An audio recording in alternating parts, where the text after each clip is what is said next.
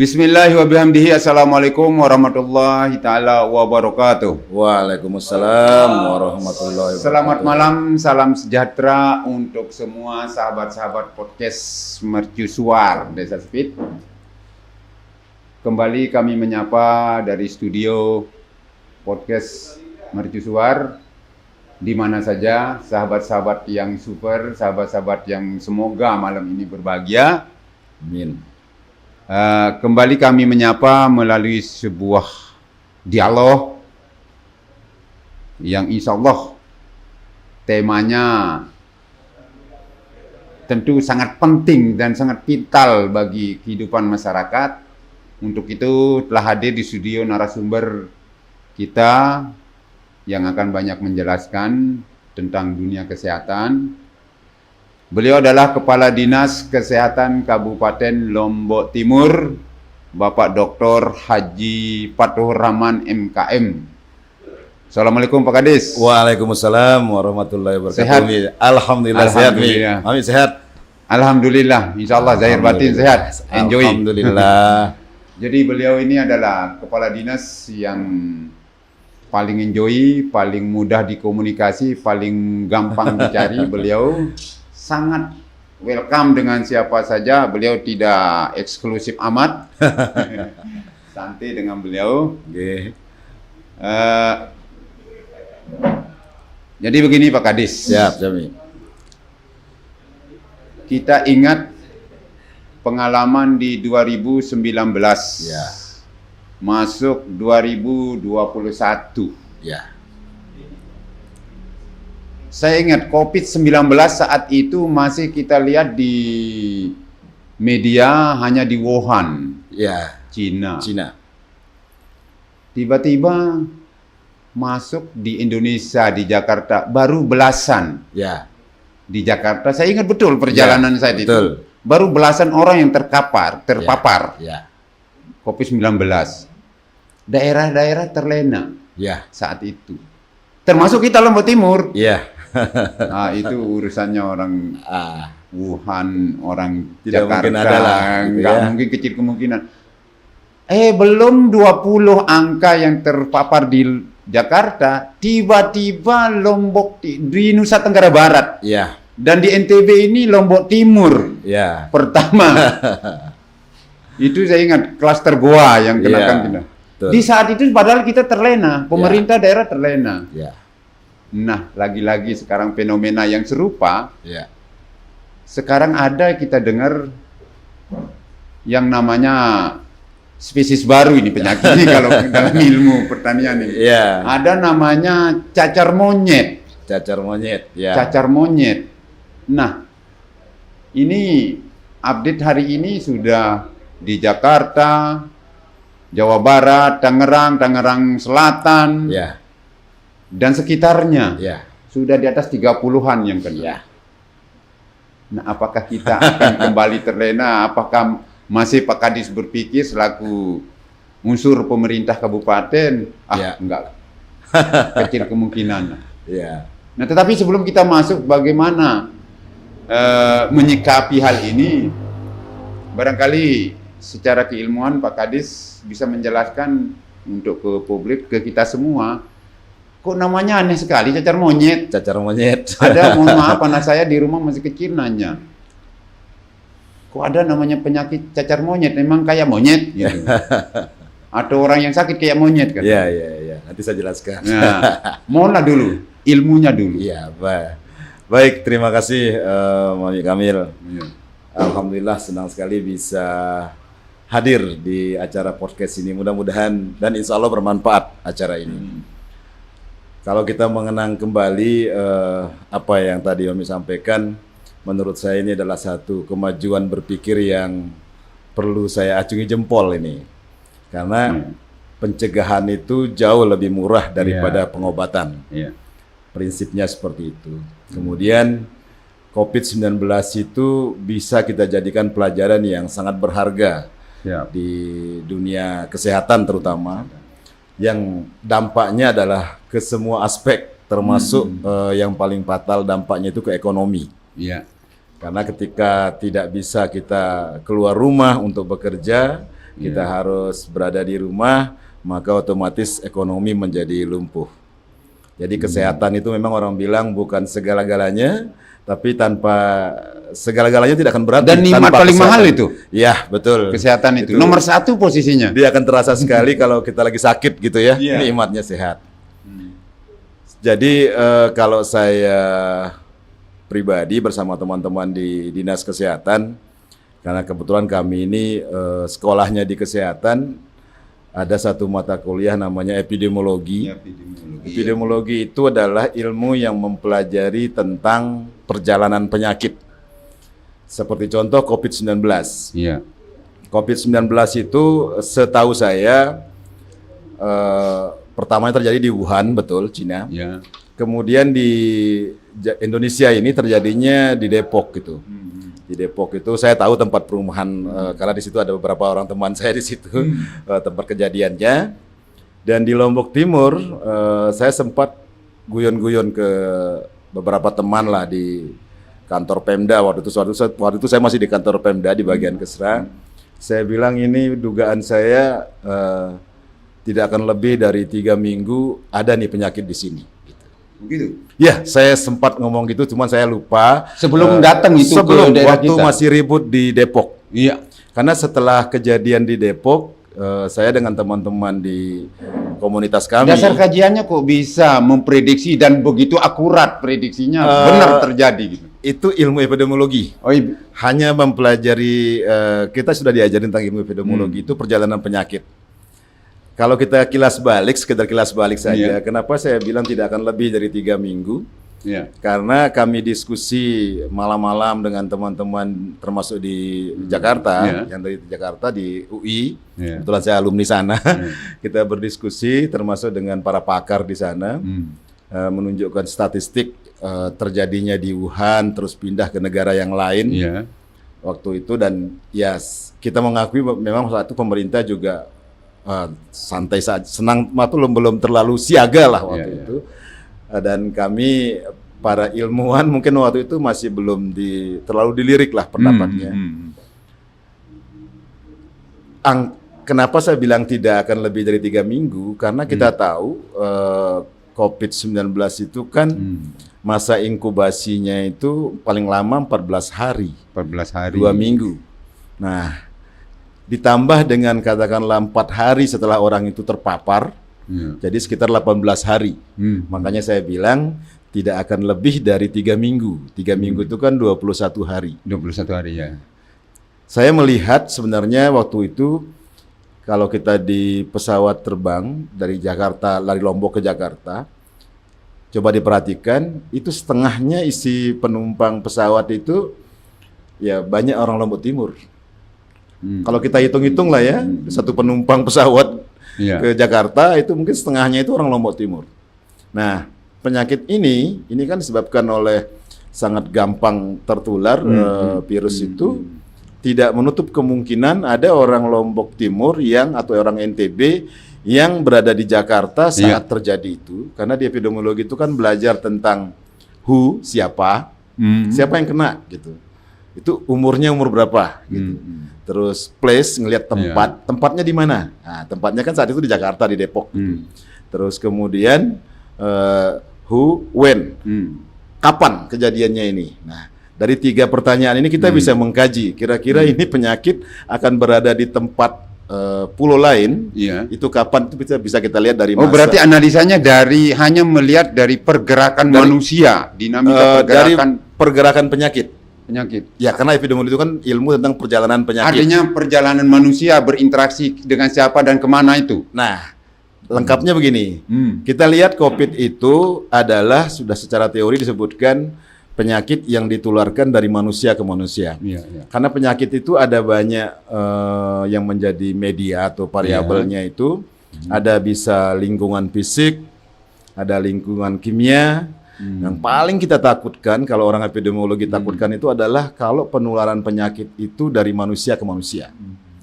Tapi kalau penularan penyakit yang dari tumbuhan misalnya ya, katakanlah ada jamur yang tidak boleh kita makan, nah kalau kita tidak makan maka tidak kena kita. Atau yang dari hewan misalnya, Misalnya ada makanan, kalau kita menyebutnya itu katakanlah penyebabnya itu tupai misalnya. Kalau kita tidak makan tupai itu ya tidak. Kalau kita tidak makan tikus itu ya kita tidak kena gitu. Tapi kalau dari manusia, interaksi sosial manusia itu sangat sulit dibatasi.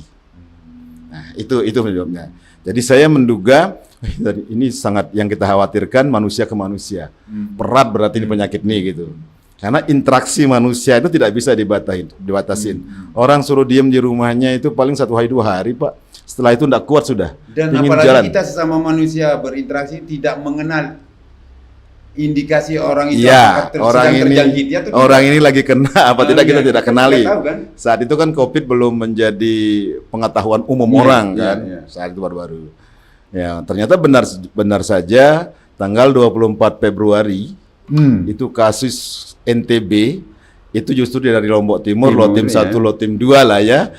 Kasus dalam hal COVID itu ada di Lombok Timur. Tanggal 24 Februari. Saya ingat betul tanggal itu. Kurang dari 3 minggu. Kurang dari 3 minggu kejadian Tepat sekali itu. akurat itu perkiraan.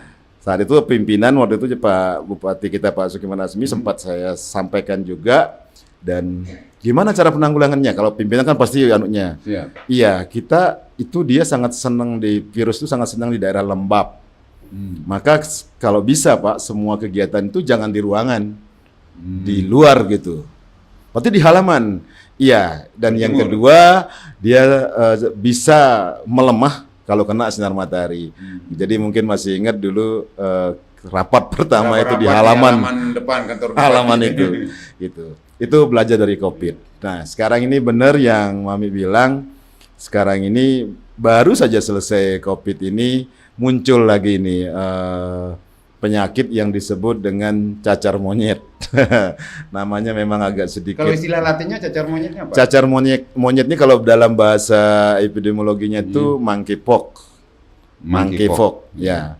Monkey itu kan monyet ya, monkeypox. Nah, monkeypox ini atau cacar monyet ini adalah penyakit yang disebabkan oleh virus. Virus apa itu? Virus itu oleh virus kalau dia adalah spesies dari genus Orthopoxvirus namanya. Jadi kalau secara gampangnya penyakit menular yang disebabkan oleh virus dari spesies genus Orthopoxvirus. Nah, itu definisi gampangannya lah tentang cacar monyet ini. Nah, pertanyaannya sekarang kenapa disebut cacar monyet? Gimana kalau orang epidemiologi pasti belajar, pasti ingin tahu natural historinya, perjalanannya. Kalau tadi COVID kita berbicara perjalanannya dari Wuhan, kemudian datang ke berbagai negara termasuk Indonesia, termasuk sampai ke Lombok Timur. Kalau kita bedah cacar monyet atau katakanlah monkeypox ini yang disebabkan oleh Orthopoxvirus ini, pertama kali sebenarnya ditemukannya virus ini tahun 1958. Oh, berarti udah lama ini. Tahun lama. Jadi penyakit itu ada namanya penyakit re-emergence disease, artinya penyakit yang muncul kembali gitu. Setelah lama tidak muncul. Kita bisa lihat dari perjalanannya ya, dari natural historinya. Tahun 1958 Orthopoxvirus ini yang merupakan virus cacar monyet ini ditemukan di monyet yang dijadikan hewan penelitian di Denmark. Jadi kejadiannya di Denmark tahun 58 pada monyet yang dijadikan hewan penelitian. Kalau kita meneliti itu, kita biasanya tidak langsung ke manusia, tapi kita bisa menggunakan tikus, kita bisa menggunakan monyet, atau kita bisa menggunakan yang lain. Nah, setelah itu baru kita coba ke manusia. Jadi tahun 1958 itu ditemukan pertama kali di Denmark. Kemudian tahun 1970 baru pertama kali ditemukan, kalau tadi itu kan virusnya ditemukan ya. Tahun 1970 itu penyakit cacar monyet ini sendiri ditemukan di anak umur 9 tahun. Dia anak laki-laki umur 9 tahun. Di Kongo. Republik Demokrat Kongo. Kongo tuh jauh lah di sana ya. Tidak di seberangnya Speed tapi jauh. Nah, kemudian tahun 2016 itu banyak kasus monkeypox ini dilaporkan oleh berbagai negara, terutama negara Afrika, Kongo, Liberia, Nigeria, dan Syria. Itu banyak dilaporkan kasusnya tahun 2016. Kemudian tahun 2018 sampai 2019 itu banyak dilaporkan di Israel dan di negara tetangga kita, Singapura. Dan juga UK, Inggris. Itu tahun 2018 sampai 2019. Banyak laporan tentang adanya kasus atau adanya penyakit cacar monyet ini. Dilaporkan oleh berbagai negara itu. Nah, di tahun 2021, itu Amerika juga melaporkan banyak kasus monkeypox ini atau cacar monyet ini dari pelaku perjalanan dari Nigeria. Artinya dari negara-negara yang dulu tempat ditemukannya penyakit monkeypox ini. Karena banyaknya negara yang melaporkan ini, maka sekitar tanggal 27 Juli ya, 27 Juli itu ada 75 negara yang melaporkan sekitar 17.156 kasus. 75 negara. 75 negara. Tapi belum masuk Indonesia waktu itu. Belum. Di 75 ini. Belum masuk. Nah, kemudian pada tanggal 23 Juli 2022 karena banyaknya kasus ini, WHO memberikan perhatian yang serius dan menetapkan bahwa penyakit cacar monyet ini sebagai darurat kesehatan global. Artinya adalah penyakit yang harus menjadi perhatian dunia. Jadi sangat bagus Mami ini mengangkat isu tentang cacar monyet yang sudah ditetapkan menjadi darurat kesehatan. Darurat kesehatan global. Nah, sekarang pertanyaan kita, kalau itu di negara-negara tadi tentang sejarah daripada kemunculan penyakit ini, sekarang bagaimana dengan di Indonesia? Apakah kasusnya sudah ada gitu? Kalau kita mengacu kepada data Kementerian Kesehatan yang sudah banyak dipublikasikan, sampai dengan tanggal 3 November kemarin, itu jumlah kasus adalah 33 kasus di Indonesia. Sampai dengan tanggal 3 November. Saya belum update sampai dengan hari ini, tapi tanggal 3 November kemarin, sekarang kan tanggal 6 nih. Berarti hari Jumat atau Sabtu kemarin itu, tanggal 3 November itu, sudah ada 33 kasus. Kalau orang epidemiolog pasti bertanya di mana itu gitu, karena kan kuncinya epidemiologi itu tadi saya bilang where, di mana, when, kapan kejadiannya, who, siapa yang kena gitu. Di Indonesia dari 33 kasus ini yang dilaporkan itu di Provinsi DKI itu ada 26 kasus. Itu agak menyebar di DKI. Kemudian di Banten, Provinsi Banten itu 5 kasus, dan di Jawa Barat 2 kasus. Nah, Tangerang juga kan? Jawa Barat itu Kabupaten Tangerang sama Kota Tangerang. Kalau saya tidak salah itu Jawa Barat itu Kota Tangerangnya 1, Kabupaten Tangerangnya 1. Nah, itu. Jadi dari 33 kasus itu rinciannya begitu. 26 di DKI, 5 di Banten, Jabar 2. Oke. Nah, laporan terakhir juga disebutkan dari kasus itu baru 3 yang sembuh. Baru 3 yang sembuh. Nah, kemudian pertanyaan kita dari kasus 33 ini, itu orang-orang yang terkena sebenarnya dalam catatan Pak Kadis, sebentar. Sejak kapan orang Indonesia terkena ini? Di akhir bulan Oktober. Akhir Oktober, berarti dalam rentan waktu minggu ketiga ke-4 November. Oktober sampai dengan sekarang minggu pertama November ini. Iya, berarti dalam 2 bulan terakhir lah kalau kita sebut. 2 bulan terakhir. Ya. Dalam penanganan 2 bulan terakhir baru berapa yang sembuh? Baru 3 ini. 3 yang sembuh. Berdasarkan data yang ada. Mudah-mudahan hari tanggal 4, 5, 6-nya sudah ada pertambahan. Mudah-mudahan. Itu termasuk lambat atau cepat penanganannya sehingga ada yang sembuh? Kita belum bicara ke arah bagaimana patogenesis penyakit ini. Oke, kita baru bicara perjalanannya ini, datanya. Nah, dari 33 kasus ini, kalau orang kesehatan atau dia akan bertanya, ini yang kena siapa? Siapa itu bisa jenis kelaminnya, bisa umurnya. Apa gunanya? Supaya kita tahu siapa yang kita prioritaskan untuk dilakukan tindakan pencegahan maupun lain-lainnya. Dari data yang ada, itu pasien terkonfirmasi ini umurnya berkisar antara 25 sampai 39 tahun. 25 Sampai 39 tahun. 39 tahun. Dan dia dari kelompok rentan. Kelompok rentan itu maksudnya kelompok yang beresiko. Kelompok rentan yang mana yang dimaksud? Yang dimaksud itu adalah kelompok rentan orang-orang yang mengidap HIV, AIDS, dengan penyakit rata-rata spilis. Itu yang cepat terkena. Ini data yang 33 orang itu. Yang terkena. 33 orang itu dia rentang umurnya 25 sampai 39 tahun dan sebagian besar mengalami HIV. Oh, itu ya. Ya. Itu. Artinya adalah bahwa dengan data ini, berarti yang memiliki resiko besar kena penyakit ini adalah kelompok ini. Sehingga kalau kita melakukan tindakan pencegahan atau tindakan penanganan, tindakan pengobatan atau pencegahan yang paling baik itu adalah kita harus prioritaskan kepada kelompok ini. Itu tujuannya.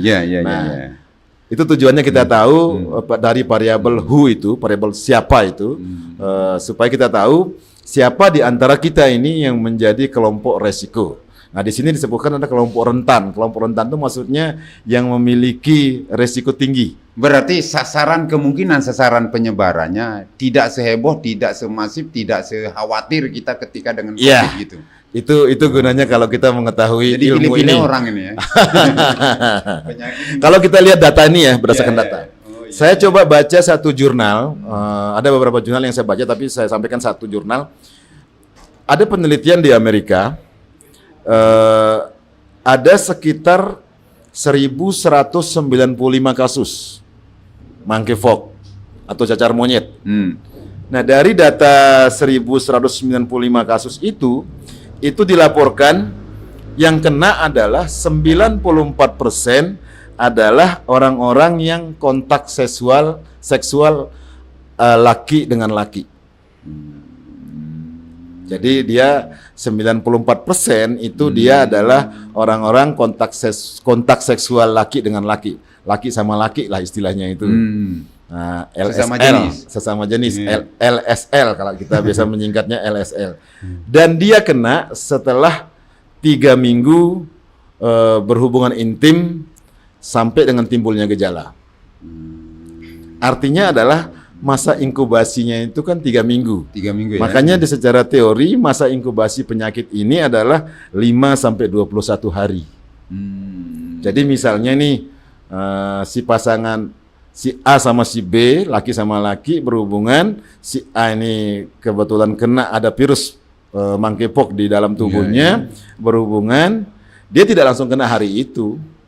Jadi ada masa prepatogenesis namanya, atau masa perkembangbiakan virus itu sampai dengan dari mulai kelihatan tuh 5 hari, jadi sampai dengan 21 hari. Terkena berhubungan itu berhubungan badan atau berhubungan badan. Kalau berdasarkan data yang di riset di Amerika ini, dia kontak seksual disebut. Kontak seksual itu kontak yang menimbulkan potensi untuk penularannya, tertular. Iya. Jadi kalau berdasarkan bukan dari sentuhan biasa gitu. Nanti saya sampaikan lebih detailnya. Ini berdasarkan penelitian ini. Nah, ini juga kalau kita lihat data di Indonesia tadi, itu tadi disebutkan adalah yang kena ini adalah kelompok rentan yang memiliki riwayat HIV. Jadi yang menjadi komorbidnya HIV itu ya? Ya, itu menjadi kelompok yang sangat rentan untuk terkena monkeypox. Tapi sebatas sangat rentan, tetapi artinya kalau orang yang steril dari penyakit itu kecil kemungkinan terkena. Sejauh ini dari hasil penelitian yang sudah ada belum kita dapatkan. Yang ada dalam penelitian tadi itu apalagi ini menyebutkan 94%, berarti kan sangat besar itu. Yang kena itu adalah kelompok itu. Kalau kita lihat juga yang di data di Indonesia juga yang kena ini adalah kelompok rentan yang tadi saya maksud itu adalah yang LSL, laki sama laki. Jadi ini Dengan ilmu ini, dengan data ini, dengan mengetahui data ini, kita bisa bayangkan apa yang harus kita lakukan. Nah, itu mungkin sejarah perjalanannya dari tahun 1958 ditemukannya ortopokvirus, kemudian kasus pertama ditemukan tahun 1970 di Kongo itu, dan berlanjut di beberapa negara dilaporkan, termasuk sekarang ini kita di Indonesia, tapi yang kena itu adalah kelompok itu. Nah, kita flashback sedikit. Siap. Ketika tahun 1970 di Kongo, Ya. kok bisa terkena anak umur 9 tahun tadi? Kalau dibandingkan dengan penjelasan hasil data yang sekarang, ini Penularan itu bisa saja dia melalui plasenta. Bisa saja dari ibu misalnya kena, itu bisa. Tapi ini yang jelas ditemukannya di Kongo itu catatan yang saya baca dari anak laki-laki. Tapi kan namanya penyakit ini berkembang terus. Nah, data terakhir itu seperti itu. Bisa jadi. Misalnya kayak HIV. Misalnya nih kasus saya pernah temukan, tapi mungkin tidak usah saya publiskan. Seorang ibu-ibu meninggal didiagnosa HIV. Dia tidak pernah kemana-mana, Pak. Tapi setelah kita coba telusuri, itu ternyata suaminya penderita HIV, berarti dia bisa menularkan. Kan tidak mungkin, berarti kalau kita lihat itu. Artinya penularan itu bisa saja lewat plasenta. Nanti saya sampaikan penularannya monkeypox ini dari mana saja.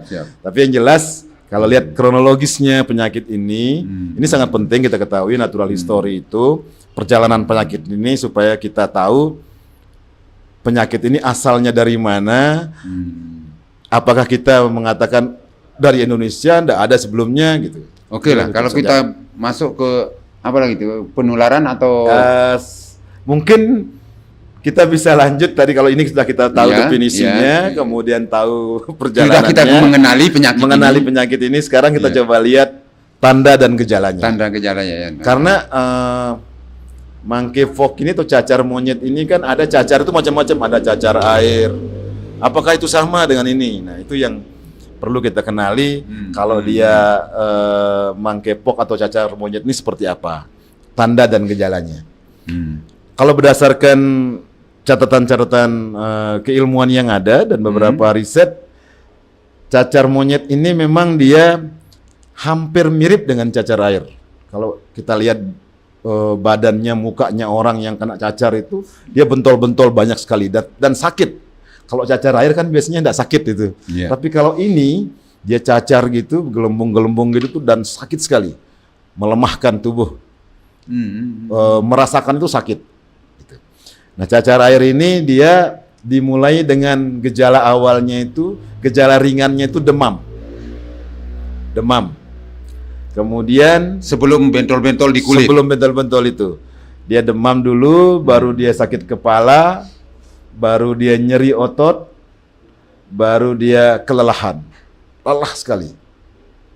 Nah, itu sudah muncul, sudah mulai begitu demam, langsung muncul benjolan-benjolan. Kalau dalam medis itu disebut ruam gitu. Ruam itu artinya benjolan-benjolan kayak jerawat tapi besar. Dan itu penuh di muka, penuh di badan gitu. Kalau kita lihat gambarnya orang-orang bercak merah dulu, bercak merah yang besar-besar. Kalau dibilang jerawat terlalu besar. Kayak cupang mungkin. Kalau kita di sini mungkin kebong itu lebih pas. Tapi kebong kan besar. Nah, ini setengahnya kebong lah. Kalau bahasa rumbu itu kebong. Bisul. Bisul. Okay. Budun kalau bahasa sininya budun. Jadi dia diawali dengan demam, terus baru sakit kepala, nyeri otot yang luar biasa sakit dan lelah sekali. Nah, seiring perkembangan penyakit ini, maka bintil berair ini berada di selangkangan, kemudian di kelenjar-kelenjar lipatan itu, bahkan sampai masuk ke kelenjar getah bening. Di dalamnya. Kemudian sudah benjolan-benjolan ini, dia dari cair itu berubah menjadi nanah. Berarti bentol-bentol itu bernanah juga? Dia dari merah-merah, terus berair, berubah jadi nanah. Bernanah. Waduh. Ya, itu yang cacar monyet. Makanya cacar monyet itu bentuknya tuh seperti itu. Kalau yang mungkin dialami yang dulu pernah ngalamin itu bukan cacar monyet. Artinya kalau kita rasakan pengalaman bernanah di bisul aja sudah setengah mati. Luar biasa. Ini hampir semua muka kena, badan Bernanah, kena, selangkangan di kena, seluruhnya gitu. Aduh. Dan itu dia dari bengkak merah-merah, kemudian berair, kemudian bernanah. Dan itu banyak sekali di muka maupun di badannya, termasuk sampai ke selangkangannya. Nah, sehingga ini dia biasanya itu banyak berada di wajah dan bagian-bagian lain dari tubuh kita, termasuk yang tadi saya bilang di daerah-daerah selangkangan. Seperti itu. Nah, dan ini biasanya berlangsung 2-4 minggu dengan masa inkubasi tadi saya bilang 5-21 hari, ada juga yang menyatakan 6-13 hari. Efek bahayanya? Kalau sudah seperti ini, kelelahan seperti ini, memang dia bisa sembuh sendiri. Tetapi kalau ini tidak diobati serius, ya bisa menjadi kematian. Walaupun angka kematiannya secara penelitian itu kecil, hanya 11% disebut. Artinya kemungkinan sembuhnya iya. Iya. Tetapi pengobatannya tidak terlalu sulit. Pengobatannya yang namanya penyakit seperti ini jelas itu sulit nih.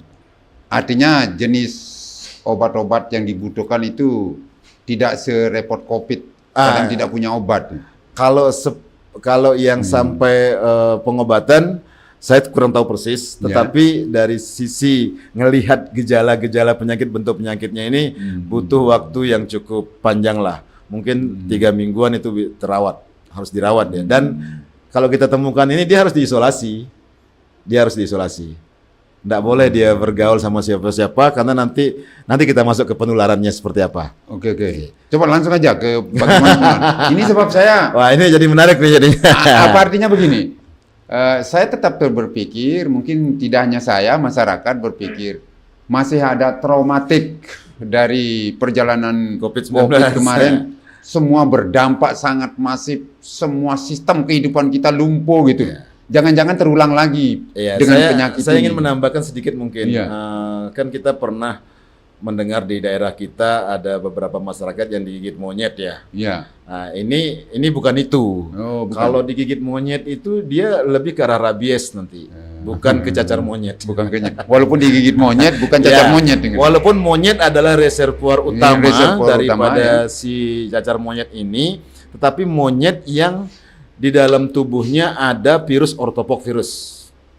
Nah, kalau tidak ada orthopoxvirus di monyet itu, secara keilmuan itu lebih ke arah rabies nanti. Jadi kebetulan namanya, kenapa dia disebut cacar monyet? Tadi sudah saya sampaikan, pertama kali virus ini ditemukan di monyet yang dijadikan hewan penelitian waktu itu. Masuk ke penyebarannya. Nah, penularan daripada penyakit cacar monyet ini sebenarnya ada 2.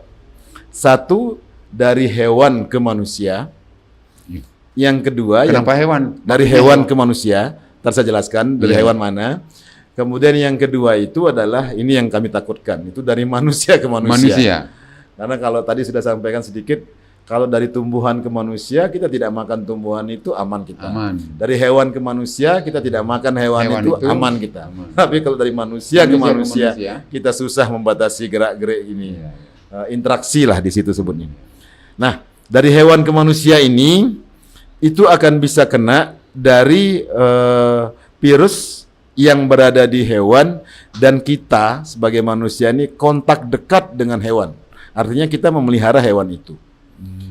Misalnya katakanlah kayak di tadi itu ada monyet, ada tupai dan lain-lainnya. Kita kebetulan penyayang itu dan kita kontak dekat, memandikan dan segala macamnya, memegang pada monyet atau hewan yang memiliki virus orthopoxvirus. Tapi kalau walaupun dia monyet tetapi tidak ada dia memiliki virus itu, nggak ada masalah gitu. Nah, kemudian monyet ini cacar monyet ini juga bisa kita kena apabila kita misalnya merawat dia, terus ada semacam apa ya, air liur atau air muntahan atau bekas tempat tidurnya binatang-binatang itu, hewan-hewan itu yang memang memiliki ortopokvirus. Tapi kalau tidak, sekali lagi tidak. Jadi kalau kita bersentuhan dekat kan banyak tuh orang-orang berinteraksi dengan hewan, tetapi hewan yang ada ortopokvirus di dalamnya. Masih ada filter diri lah dengan hewan kalau soal penyebaran lewat hewan, kontak hewan ya. Kita bisa misalnya menggunakan handphone dengan steril dengan bagus, mungkin bisa aman kita. Nah, yang sesama manusia yang dari manusia ini ini dia disebutkan secara konsep teori ini dia bisa kena, kita bisa kena dari luka infeksinya. Kan yang paling beresiko di antara manusia ke manusia ini sebenarnya itu tenaga kesehatan. Kenapa? Karena dia merawat orang itu. Nah, secara teori orang bisa tertular kalau ada luka infeksi. Kan tadi saya bilang benjolan-benjolan besar, terus dari cairan, jadi nanah, itu kan dirawat itu. Nah, apabila dia kena sedikit misalnya tidak melengkapi diri dengan sarung tangan dan lain-lainnya, itu bisa kena. Betul-betul APD steril ya, harus medis menangani. Makanya dia diisolasi itu, harus kalau orang-orang seperti itu. Harus penanganannya juga kita harus betul-betul menggunakan alat pelindung diri yang lengkap, yang bagus, dan harus sekali pakai. Nggak boleh kita harus itu langsung dimusnahkan itu yang paling kita pakai. Jadi kita bisa kena dari luka infeksinya si pasien itu, kemudian atau cairan tubuhnya dia. Dan ini bisa juga parahnya cacar monyet ini dari droplet pernapasan. Misalnya kayak saya penderita nih, saya ngomong ke Mami, air liur saya muncrat ke tangannya Mami itu, nah itu harus segera dibersihkan dengan bersih. Droplet, ya. Kemudian virus ini juga bisa terinfeksi dari tadi yang saya sebut di awal tadi, plasenta ibu hamil ke janin. Walaupun di data itu laki-laki yang kena, tetapi secara teori dia bisa juga kena. Karena bisa jadi misalnya si bapak ini yang kena, selain dia laki sama laki, tapi dia berhubungan juga dengan istri misalnya. Nah itu bisa menular dari plasenta si bayi. Ada janin di dalam perut ya? Plasenta ke janin itu, bisa kena juga.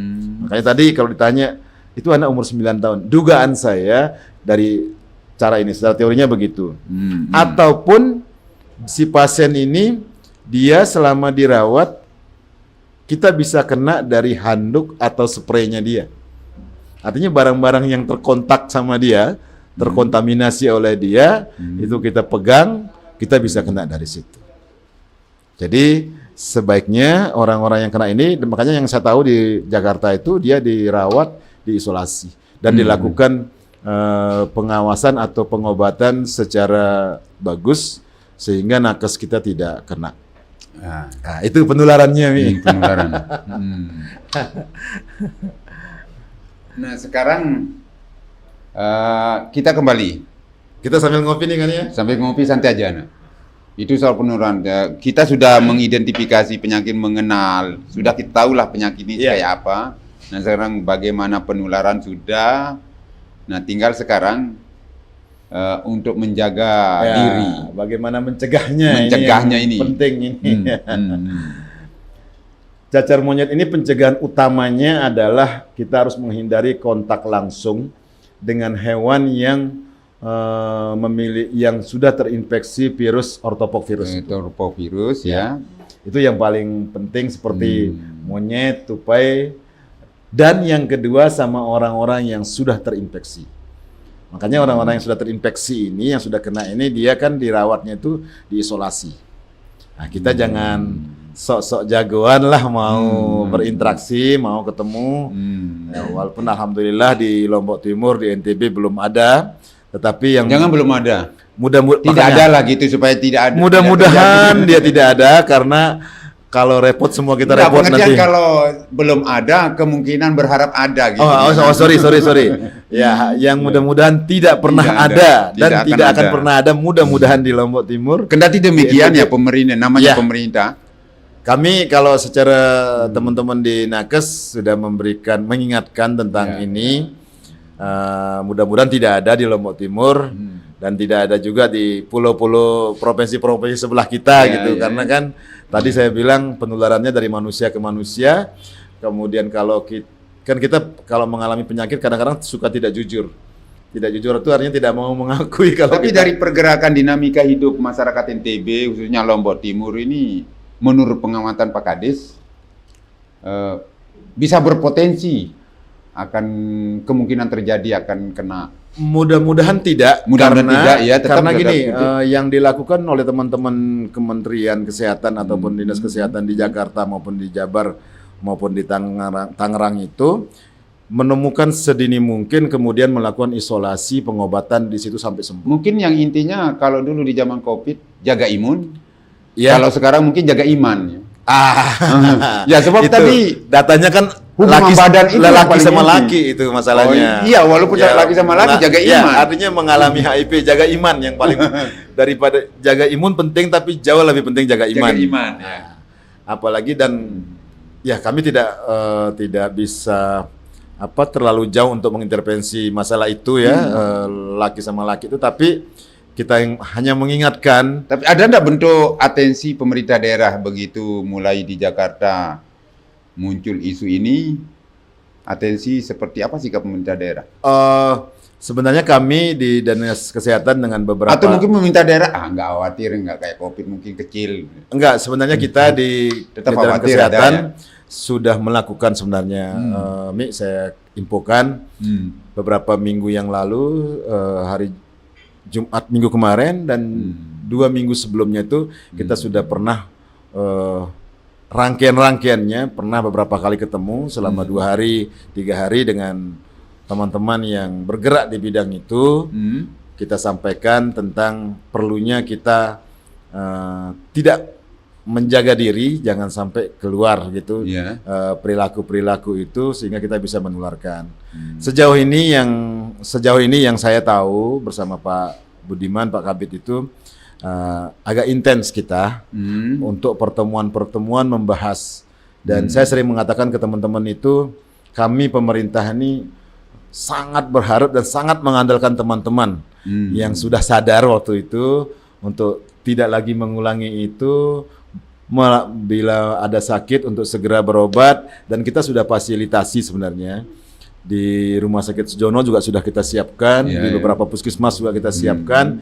Kerahasiaannya pun dalam pengobatan juga kami jaga betul, karena kita semua sangat berkepentingan Pengobatan dan yang terkena, orang yang terkena betul-betul dirahasiakan ya. Iya, sejauh ini kami selalu rahasiakan karena itu supaya istilahnya itu ada konflik sosial itu tidak terjadi gitu. Iya. Jadi kalaupun berobat itu jalur masuknya itu pun kami bedakan. Mungkin hanya kami teman-teman kesehatan saja yang tahu, dan di Rumah Sakit Sujono pun tidak semua juga tahu itu. Karena untuk dia mau berobat juga susah. Selama ini agak rutin kami melakukan pertemuan, tapi biasanya kami tidak expose. Karena itu privasinya dijaga. Image di masyarakat kita harus jaga. Kita bersyukur dia mau saja terbuka, itu sudah luar biasa. Kita berharap untuk tidak mencegah. Dan sejauh ini Lombok Timur menurut saya sih, dari sejak saya dulu kepala bidang itu kita agak rutin lah. Kalau bilang rutin itu kan tiap minggu, tapi ini ada jeda-jedanya juga, itu kita sering. Cuman kita tidak publikasikan saja karena menyangkut image manusia yang bersangkutan. Ya, image kan mungkin bisa menimbulkan dan aib bagi penderita. Ya, itu maksud saya. Dan ini sudah kita sampaikan juga. Berdasarkan data dan keilmuan. Kami menyampaikannya selalu berdasarkan data dan keilmuan, tidak berdasarkan pengalaman. Karena alhamdulillah saya tidak ada pengalaman tentang itu. Tapi hanya dari membaca riset-riset di berbagai negara, kita pelajarin gitu. Ya, oke, mungkin yang selanjutnya atau yang terakhir Pak Kadis, kita sudah silakan bisa dilanjut. Siap. Apa itu? Kemudian untuk pemeriksaannya, yang sekedar gambaran saja, itu tidak semua jenis cacar itu langsung kita berani judge bahwa itu adalah cacar monyet. Tapi ada pemeriksaan laboratorium, ada biopsi, biopsi kulit istilahnya, penegasan lah secara laboratorium. Oh ini baru setelah pemeriksaan diagnosa itu dilengkapi dengan mikroskop ataupun laboratorium, baru kita berani pastikan ini cacar monyet. Siapa yang berhak menentukan? Dokter. Oh, dokter yang menangani itu. Ya, dokter menangani. Jadi dari gejala-gejala tadi, dari tanda-tanda gejala tadi sudah kita punya gambaran lah yang disebut dengan cacar monyet itu. Sangat beda dengan cacar air maupun cacar-cacar lainnya.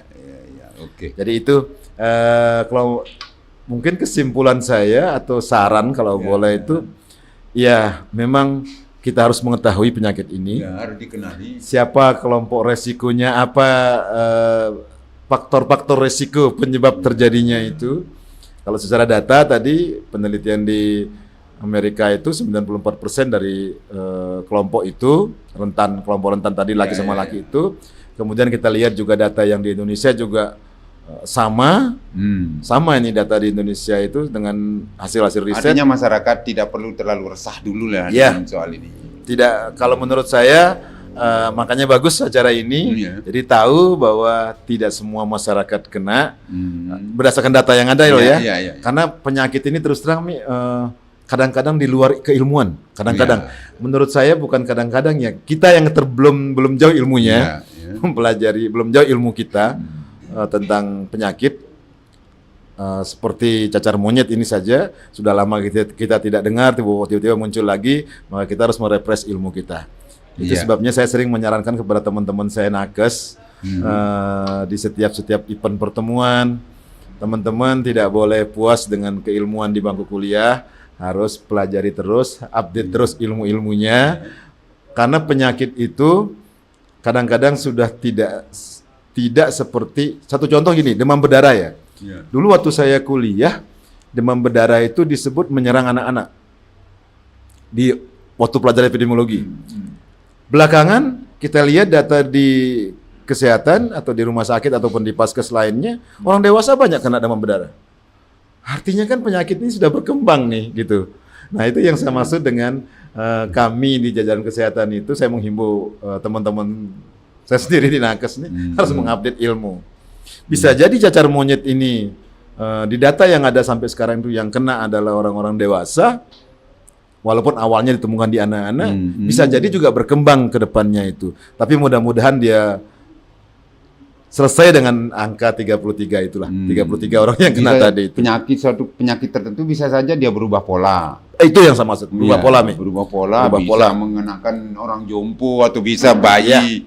Dalam epidemiologi namanya pola, betul. Pola ya. Pola. Kalau saya sering menyebutnya itu tren. Nah, trennya gimana nih gitu.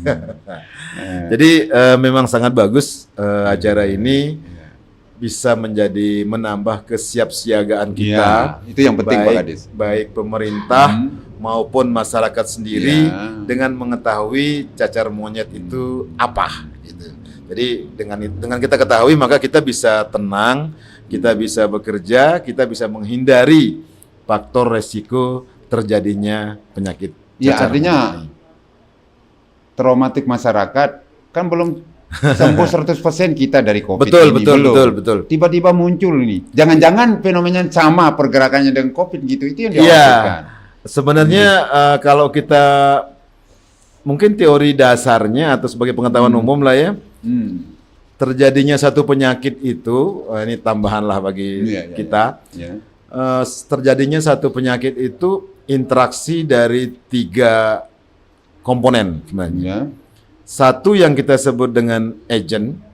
Agent itu adalah penyebab penyakit. Yang tadi contoh kita sebutkan kalau dia cacar monyet ini kan virus gitu. Agen penyakitnya ada. Kita menyebutnya itu agent atau agen lah ya bahasa gampangnya.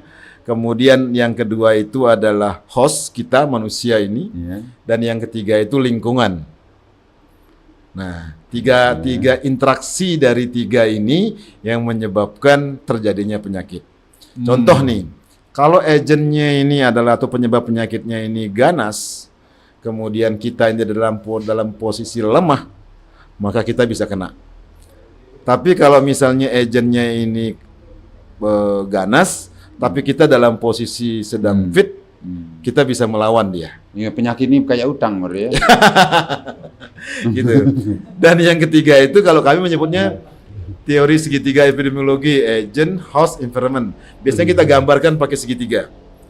Keseimbangan. Kalau agent, host dengan lingkungan ini seimbang, maka penyakit tidak terjadi. Itulah makanya kayak utang. Artinya ketika ekonomi sedang lemah, utang sudah pasti terjadi datang gitu loh. Kalau ekonomi lagi kuat, ya utang jauh. Tapi kalau lingkungan ini terganggu, maka agent sama host ini pasti terpengaruh. Iya. Nah, makanya tiga kita menggambarkannya gambar segitiga sih. Agent, host, environmental. Dia harus seimbang betul nih, balance nih. Tapi kalau terjadi gangguan di salah satu, maka itu penyakit. Lingkungan ini bisa jadi agentnya juga penyakit. Betul. Lingkungan ini yang paling umum adalah lingkungan di sekitar manusia. Iya. Ini sudah sering kita bahas kalau masalah lingkungan ini, pengaruhnya terhadap kejadian penyakit. Kalau closing statementnya untuk masyarakat, Pak Kadis, ingat kita waktunya. Benarnya saya yakin masih banyak. Saya yakin masih banyak ini. Ya, kalau saya sih untuk kegiatan ini, bagaimana kita melakukan lebih baik mencegah daripada mengobati. Kemudian khusus untuk cacar monyet ini, hindari faktor resiko yang tadi. Dia bisa terjadi karena berdasarkan data yang ada banyak 94% ya tadi itu sebagian besar kena di kelompok rentan, yaitu kelompok yang mengalami HIV. Maka upayakanlah jangan sampai mengalami HIV. Ya, kalau kita menjaga efek biologis sudah ada penjelasan. Nah, supaya tidak terdampak pada efek psikologi manusia, ini kan susah. Ya. Oke. Jadi perkuatlah, saya pinjam istilahnya Mam itu, perkuatlah iman sehingga tidak kita mengalami HIV. Kalau kita tidak mengalami HIV, kecil kemungkinan kita itu saja rumus intinya sangat sederhana. Kecil kemungkinan kita kena sama cacar monyet. Cukup jajan di rumah, jangan sembarang makan jajan di luar gitu. Silakan. Insya Allah jauh dari cacar monyet. Insya Allah. Apalagi pakai gaya monyet di mana-mana gitu. Baik, terima kasih. Baik, terima kasih Dinas Kesehatan Lombok Timur yang sangat luar biasa, beliau sudah memperkenalkan kita. Baik para sahabat podcast Mercusuar Desa Speak, di mana saja kita sudah mendapatkan penjelasan. Terima kasih. Mudah-mudahan ini menjadi bekal bagi kita untuk menjaga diri dari seperti tadi, sederhana, jaga iman, jangan makan jajan sembarang, cukup jajan di rumah. Kalau yang belum punya jajan di rumah, cari jajan yang halal. Segera. Dan karena ini penyakitnya cacar monyet, jangan main monyet di luar. Itu saja pesan Pak Kadis. Siap. Terima kasih sama-sama. Mudah-mudahan bermanfaat bagi masyarakat Lombok Timur dan seterusnya. Terima kasih. Kita tutup dengan melafalkan hamdalah. Alhamdulillahirabbil alamin. Assalamualaikum warahmatullahi wabarakatuh. Waalaikumsalam warahmatullahi wabarakatuh.